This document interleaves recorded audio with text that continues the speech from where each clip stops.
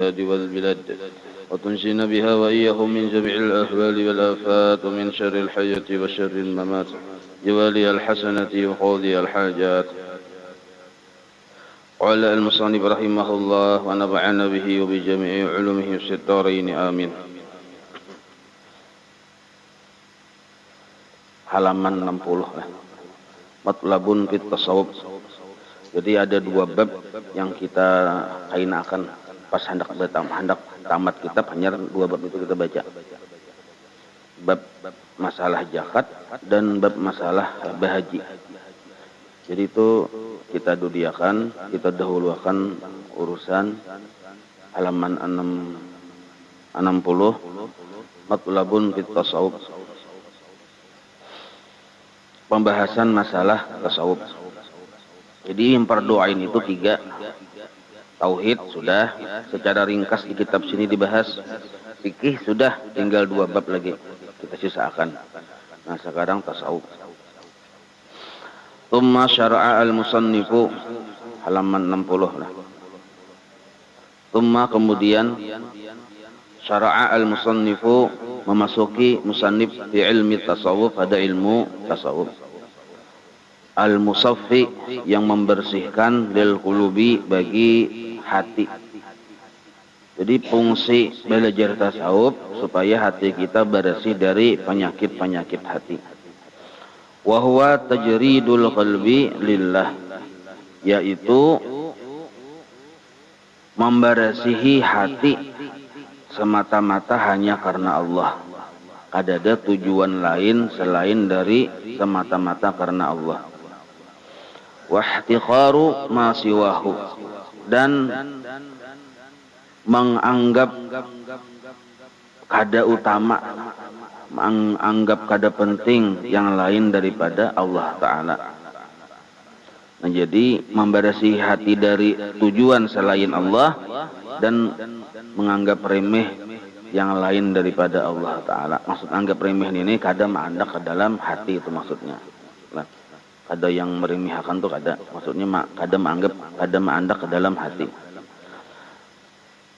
Wa hasiluhu, dan hasil belajar tasawuf itu yarji'u ila amalil qalbi, kembali kepada perbuatan hati, kembali kepada amal hati. Jadi hati ini beramal, wal jawarihi, dan anggota tubuh. Nah jadi buah dari orang belajar tasawuf, hati berisi amalan dan anggota tubuh pun tetap berisi amalan. Maka orang yang paham tasawuf tentunya sudah paham tauhid sifat 20 dan paham fikih. Maka disebut sufi naranya. Wa khatama kitabahu bihi, musannif menutup kitabnya, menutup buku sidin ini bihi, dengan pelajaran tasawuf, bahas tauhid, fikih tasawuf. Supaya apa?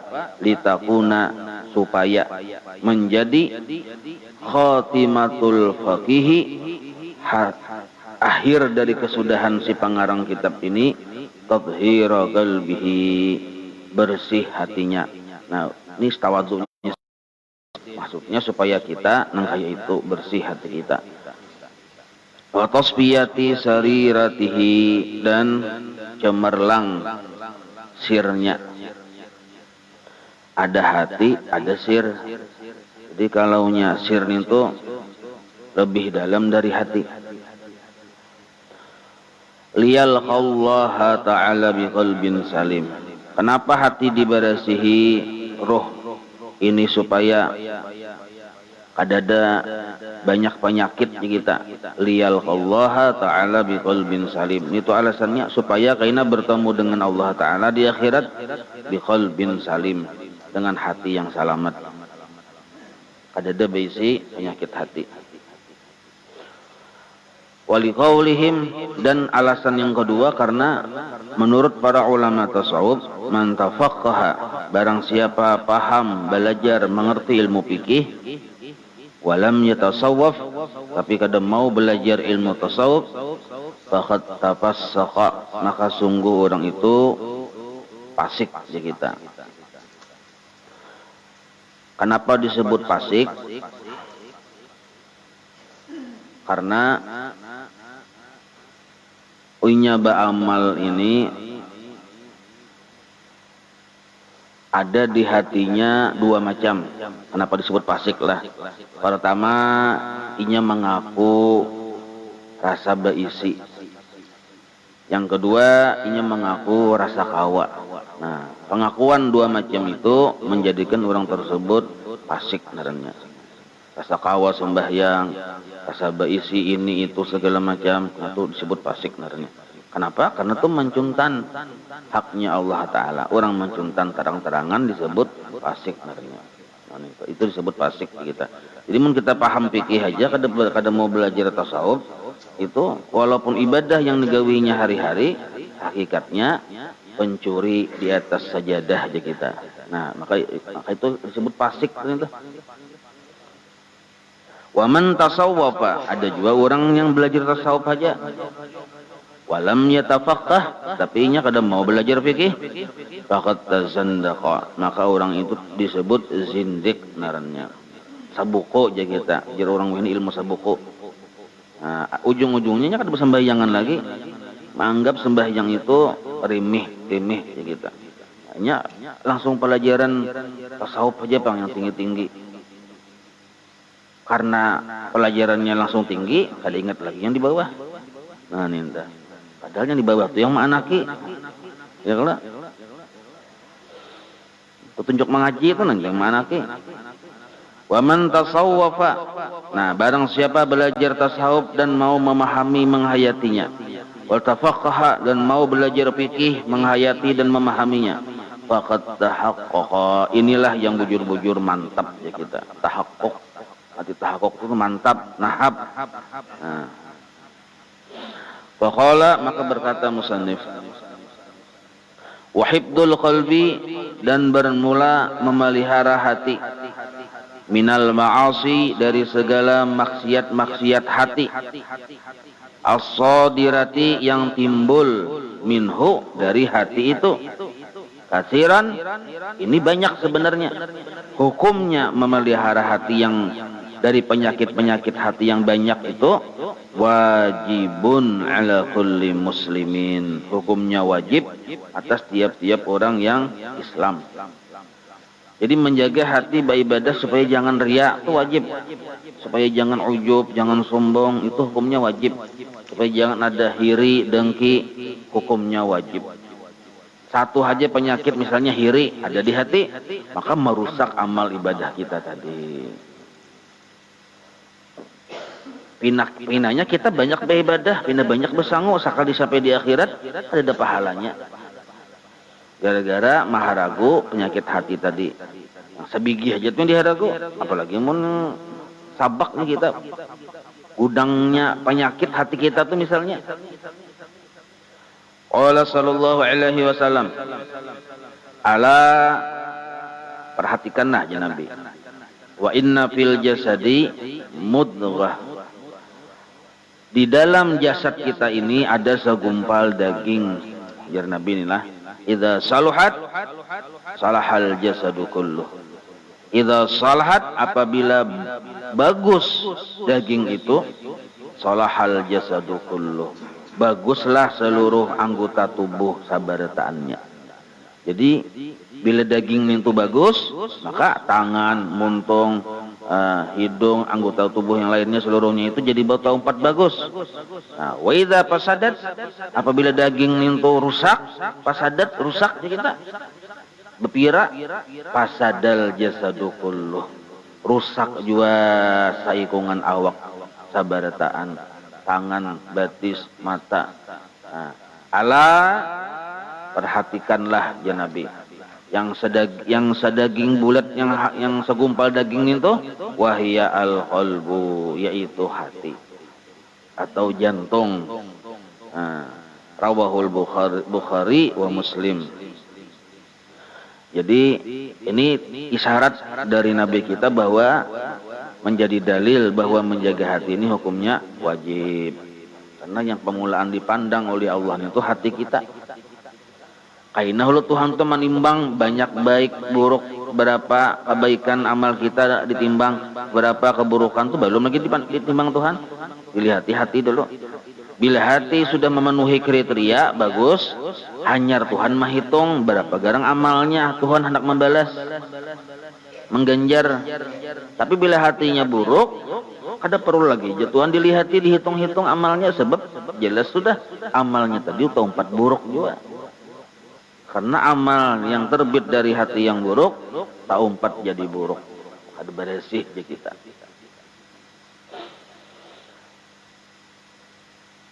Wakada nangkaya itu juga. Nangkaya itu juga. Artinya sama pada hukumnya wajib.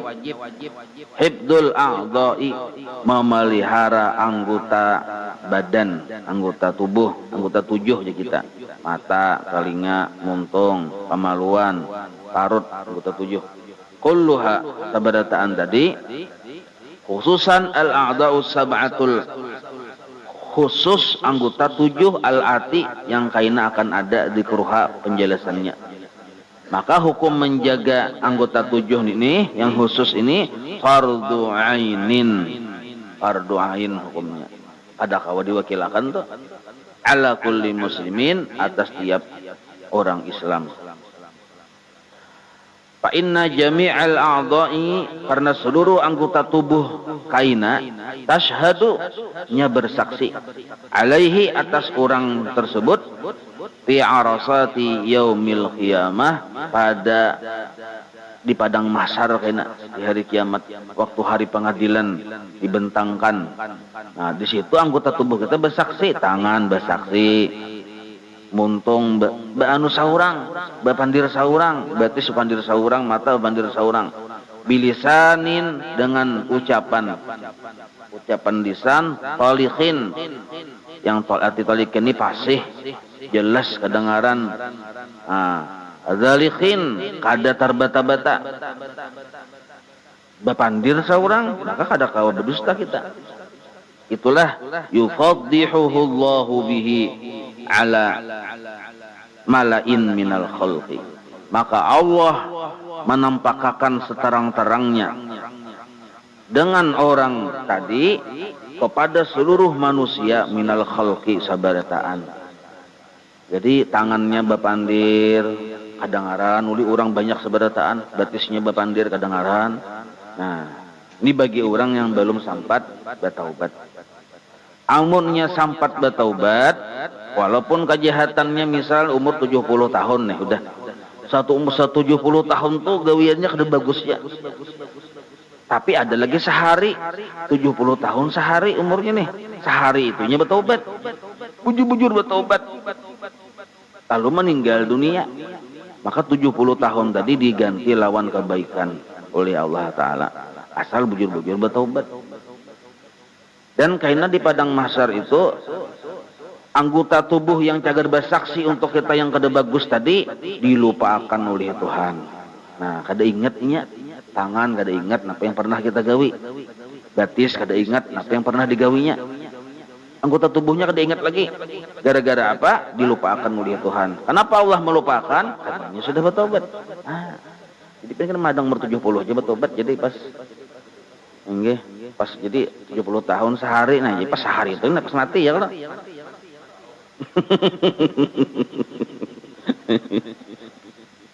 Tahu aja sih.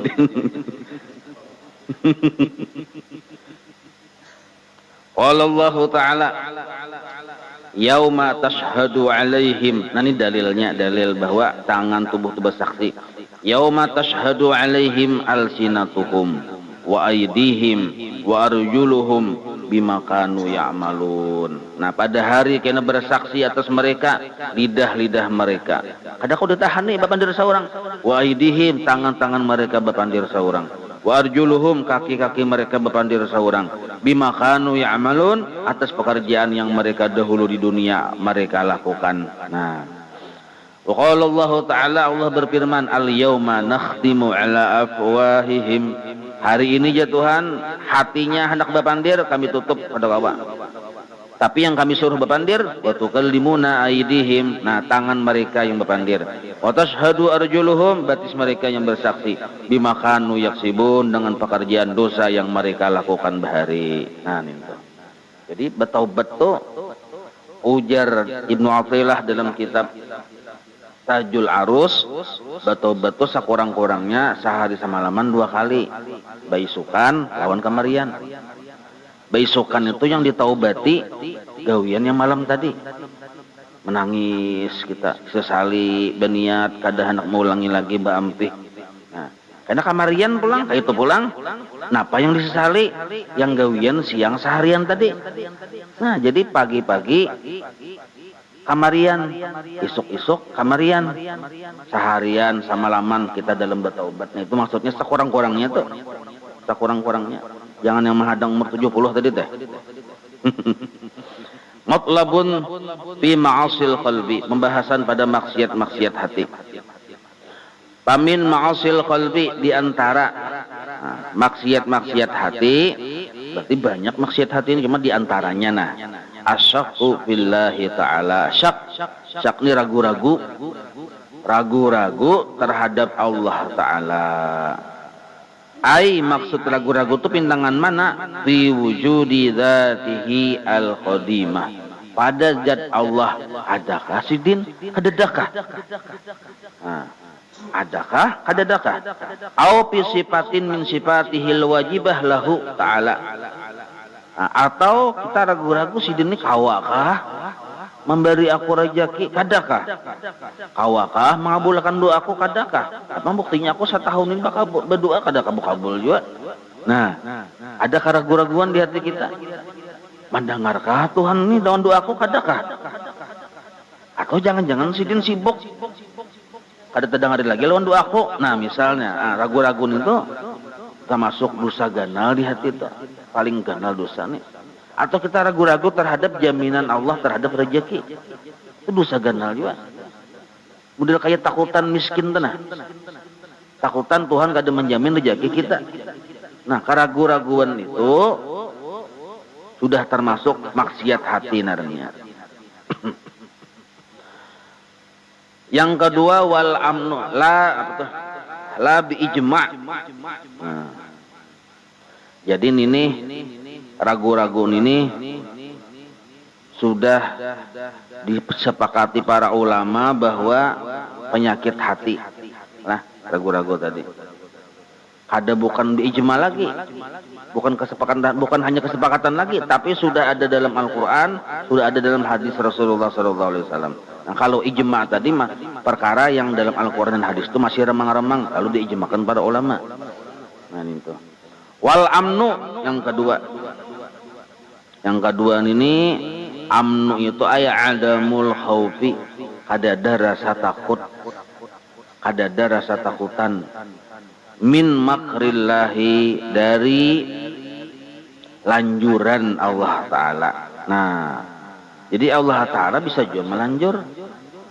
Model kayak mempersilahkan kita ini sihat terus, berduit terus. Parasa kita ini disayangi Tuhan. Napang pendapat rezekian harus bila dapat rezeki himong, Tuhan sayang non aku aja, perhatian non aku aja. Nah, sekalinya jangan-jangan anjuran Tuhan. Merasa hidup nyaman, terus lancar, terus urusan sihat, ya terus. Lalu kita rasa aman. Maksud rasa aman di sini rasa kada ada takutan lawan Tuhan. Jangan-jangan ini anjuran Tuhan. Nah, bil istirsali fil ma'asi. Inya di sisi lain mengekali terus-menerus dengan sebuah kemaksiatan. Lah, mengekali dengan sebuah kemaksiatan. Misal kemaksiatan ini kadang mau menuntut ilmu. Itu maksiat mengganal sebenarnya. Kadang mau menuntut ilmu yang fardu ain. Jadi inya tuh memang kadang mau menuntut ilmu. Belajar sifat 20 kadang mau, fikih kadang mau, tasawuf kadang mau.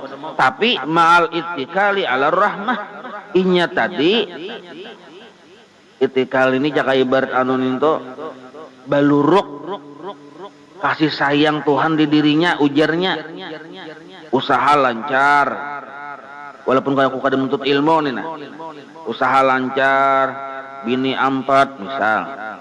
Ada kada menuntut ilmu. Seikung ya habis leh. Tapi hendak ada 4 pinanya dilihat tuh. Nah. Bini banyak nih misal, duit banyak, rumah banyak, mobil banyak. Ini serba banyak bisi. Awak sihat. Aku nih yang kada menuntut ilmu gin ya. Baluruk harajaki. Nah, lalu parasa aman kita, parasa disayangi Tuhan. Nah, itu yang dimaksud ada rasa takutan lawan tipuan Allah Ta'ala. Jadi Allah tuh bisa juga model kayak menipu itu nah.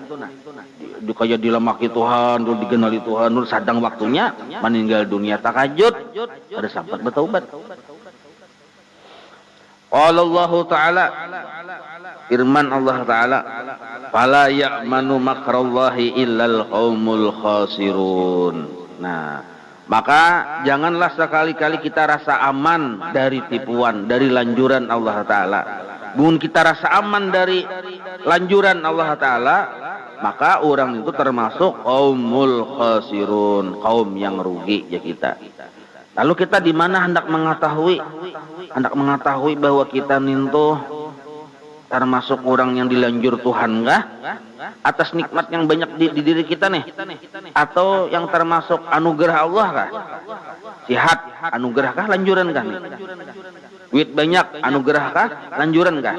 Nah, maka timbangannya nintu kawa kita menimbang seorang. Bila di diri kita, di hidup kita, kita kawa mengerjakan yang 4 ini nah. Lah, pertama menuntut ilmu yang berdoain, kawa. Kedua, menyempurnakan yang wajib, kawa. Ketiga, menggawi yang sunat walaupun semampunya, kawa. Keempat, ada berisi wiritan.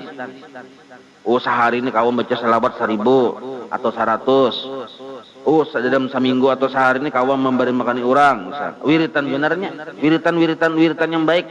Arti wiritan itu amalan sunat tapi kita anggap udah kayak wajib. Gawi harus di kita. Di waktu yang sama dengan jumlah yang sama, itu disebut wiritan benarnya. Nah, maka bila 4 ini ada di diri kita sugih itu anugerah Allah lain lanjuran. Bila 4 itu di diri kita ada, kita sihat itu anugerah Allah lain lanjuran. Bila yang 4 itu ada di diri kita bini 4 itu anugerah dari Allah lain lanjuran. Misal, ya Allah. Nah, tapi misalnya Bang menuntut ilmu sudah ada kawa. Menambahi pulang lawan usaha, bertambah sugih itu lanjuran Allah. Nah, sambahyangnya sudah balang sapian. Pecabang pulang usaha kesana kemari pulang. Bertambah sugih bijurai. Dulu bisi truk sebuah aja, ini 10 buah bisi truk. Nah, yang 10 buah itu lanjuran Allah Ta'ala tuh. Nah, lanjuran Allah Ta'ala. Jadi kalau kita mengukur ya kalau Wafil hadis dalam sebuah hadis Rasulullah, idza ra'aitallaha yu'til 'abda, apabila engkau melihat Allah Ta'ala yu'ti, memberikan al-'abda kepada seorang hambanya, mimma yuhibbu, akan sesuatu barang yang dikatujui oleh si hamba itu. Hamba itu katuju benar lawan duitnya lancar. Hamba itu katuju lawan sihat, awaknya disihatakan Tuhan. Tetapi wahwa hal keadaannya muqimun ala ma'siyati, mengekali dalam satu kemaksiatan. Nah, maka fa inna madalika, maka keadaan orang tersebut walaupun punya sihat, walaupun punya berduit, istidrajun minhu, lanjuran dari Allah Ta'ala. Nah, itu Kadzafiz Zawajir, itulah penjelasan dalam kitab Jawazir Jasidin. Wa makrullah, dan bermula lanjuran Allah itu huwa, yaitu asal makna tipuan Allah banglah makaran itu wa makaru wa makarallah wallahu khairul makirin. Nah, itu loh Qur'annya. Nah, bermula lanjuran Allah atau tipuan Allah itu ngapa? Kita ini bisa tertipu, parasa kita Tuhan sayang lawan kita. Buktinya sihat berduit. Sekalinya Allah melanjur naham. Nah, apa maksudnya tuh? Huwa adalah irdafun ni'am lil abdi. Irdafun ni'ami lil abdi. Terus menerusnya nikmat yang banyak mengucur lil abdi bagi seorang hamba. nikmat tadi datang terus menerus kepada si hamba tadi. Ma'a mukhalafatihi li amrihi ta'ala. Padahal keadaan si hamba tadi menentang, menyalahi perintah Allah Ta'ala. Nah, sambahyang kada, tapi sugih. Sugih itu lanjuran. Puasa kada mau puasa Ramadan nih, tapi sihat tuh lanjuran. Nah, itu tuh maksudnya. Wa ibqa'u halihi. Nah, imbah itu pulang wa ibqa'u halihi ma'asui adabihi ma'allahi ta'ala. Keadaannya tadi tetap dalam keadaan dapat nikmat. Ibqa'u halihi itu maksudnya tetap dalam keadaan dapat nikmat ma'asui adabihi ma'allahi ta'ala. Tapi adabnya lawan Allah jahat. Maksud adab dan Allah jahat itu hati berpenyakit. Seorang ini sudah sugih, ada sugih lagi di kampung sebelah, iri. Nah, itu. Imbah itu pulang. Nah, wa idharul karamati. Ada juga termasuk orang yang lanjuran. Nah, ini lain lagi nih. Termasuk lanjuran Tuhan juga. Idharul karamati. Nampak di dirinya karamat. Ma'a ghairi jahadin li ta'ati. Padahal inya kada bujur-bujur beribadah lawan Tuhan. Kadang bisa kada bersembahyangan. Kada bujur-bujur beribadah aja kita lawan Tuhan. Orangnya alim kada, apa kada. Cuma nampak di dirinya karamat. Nah, ini jangan-jangan nih istirahat. Kelupang misalnya pian kan mbah sekali semustawa turun ke masjid nih. Sembahyang berjamaah. Sekali semustawa nah setahun sekali. Pas hartan duduk, tak angkat burit. Melihat sakilan pada lantai. Hau jepian ini karamat nih jepian. Oh, lalu pian rasa jadi wali kutub misal. Berarti aku ini wali jepian misal. Nah, ya Allah. Nah, kita lihat di diri kita bicara min dulu. Seorang ini siapa? Bauduk ada bujur, sembahyang hanya sekali semustawan itu aja. Ya kalau hati pahirian benar sudah mengaku wali. Nah, padahal jinnah mangkat pasahapannya begaya. Izin tadi, nah ini ada ta'rifat dalam kitab ta'rifat nih Imam Jurjani. Wal kunutu. Nah, penyakit hati yang ketiga nah. Dua sudah tadi lah. Ya. Pertama ragu-ragu, yang kedua tadi rasa aman, nah yang ketiga kunutu ai al ya'su, putus asa. Min rahmatillahi ta'ala, dari rahmatnya Allah ta'ala. Nah, sekalinya putus asa dari rahmat Allah ini dosa ganal juga, penyakit hati juga. Putus asa aja kita. Sampai juga berusaha dan aja kada sugih-sugih juga aja. Nah, putus asa tuh. Sampai aku berobat aja kada sembuh-sembuh juga aja. Putus asa tuh. Orang putus asa ini kenapa sebabnya? Niat di asal salah. Baisi tujuan sabigi aja. Jaka ibarat hendak sihat atau berobat tuh hendak sihat aja berobat nih tuh. Kada ada yang lain hendak sihat tuh bang. Mbah datang kada sihat, mbah tuh sihat kada datang lawannya. Ya bisa putus asa tuh. Coba kita berobat tuh jangan berpikir hendak sihat. Berobat tuh pikiran kita satu aja, menjunjung perintah Allah. Sihat kada sihat tasara sidin. Nah, mun kayak itu kita berpikir dari awal ada mau putus asa. Orang putus asa ini karas sabigi kehendak. Sabigi kehendak tuh karas itu pang dikajalnya. Ternyata kada gol-gol ya putus asa tuh. Ya kalau ya Tuhan nyawa berobat kah? Inggih ya Tuhan naik. Kemana berobat? Kamu mau naik aja. Nah, pegarang hendak sembuh. Amun tata penggaring, udah Tuhan naik. Sembuh ulun.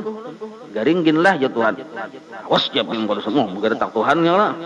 Awas ya pian ya. Nah, ayo wae itu Tuhan bihtiar aja dulu. Nah, bihtiar kemana-mana sembuh. Baca Yasin kin sembuh juga di dalam hatinya. Yasin yang di hati sembuh tuh. La ilaha illallah berzikir montong nih di hati sembuh.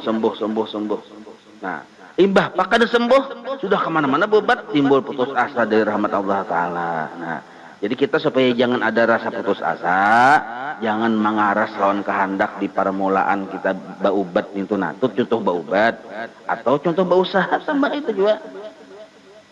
Fal ya'su min rahmatillah, maka bermula putus asa dari rahmat Allah itu kabiratun, dosa ganal. Kada dosa halus. Berarti ibarat kita baudu kada hilang itu tuh dosa. Ini dosa ganal. Namun baudu kan hilang dosa. Itu dosa kecil. Mbah mata melihat ini melihat itu, bawa baudu hilang. Itu dosa halus. Mbah menggawi ini menggawi itu yang pina sepeler aja kita. Yang salah-salah tuh dibawa sembahyang hilang. Tapi kalau dosa ganal nih biar dibawa sembahyang, dibawa baudu, dibawa umrah, dibawa bahaji, dibawa masuk Ka'bah, marandam minum banyu randaman kain Ka'bah misalnya. Tetap baik ada hilang dosa ganal ini kecuali dibawa bertaubat. Nah, bertaubat rukun taubat 3. Ampe menyesali berniat kada mau ulangi lagi. Fala yajuzu dzalika. Fala yajuzu dzalika walau ma'irtikabil kabair. Nah, jadilah kada boleh kita bersifat putus asa di dalam hati. Dzalika itu putus asa. Walau sekalipun ma'irtikabil kabair, kita ini banyak menggawi dosa-dosa yang ganal. Ada boleh kita putus asa dari ampunan Tuhan.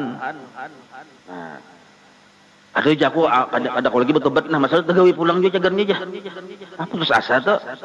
Aduh usah berpikiran kayak itu. Yang penting besokan ini nah kita minta ampun lawan Tuhan atas malam yang tadi yang kada bagus gawian kita tadi tuh. Nah. Masalah kain malam esok tegawi pulang itu urusan lain. Aduh usah kita, aku anak bertobat bujur-bujur jangan tegawi pulang aja. Asa besar sekali aja sudah aja. Baik menjadi garmuh sekali sudah aja misalnya. Kan? Misal itu putus asa sebenarnya. Jadi di sini dipadahkan jangan putus asa walaupun kita masih ada dosa-dosa ganal di awal kita. Jangan putus asa dari ampunan Allah, dari rahmat Allah tadi. Jadi bertaubat juga dulu kita bisukan ini. Nah, karena urusan tagawi isuk tagawi pulang itu urusan lain. Yang penting titik hitam sabigini terhapus dulu. Jangan sampai titik hitam masih belum terhapus, datang pulang titik hitam. Belum terhapus, datang pulang titik hitam. Entah kali sedikit ini. Jadi hapus dulu yang ada ini. Masalah kaina tagawi pulang urusan Allah Ta'ala. Maka itu. Sebab kita kada tahu, jangan-jangan ini taubat kita yang terakhir. Ya kalau ada aja kok kain haji aja, pas isuk mati. Kada sempat bertaubat.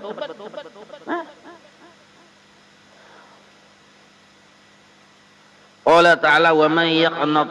Nah, ujar Allah Ta'ala, wa man yaqnatu min rahmati rabbih illa dhallun. Siapa? Ini betakun sambil menjelaskan Allah Ta'ala sindiran aja kita. Nah, siapakah orangnya yang putus asa dari rahmat Tuhannya, maka ia akan mendapatkan kesesatan. Nah, sesat kita. Wallahu a'lam bishawab.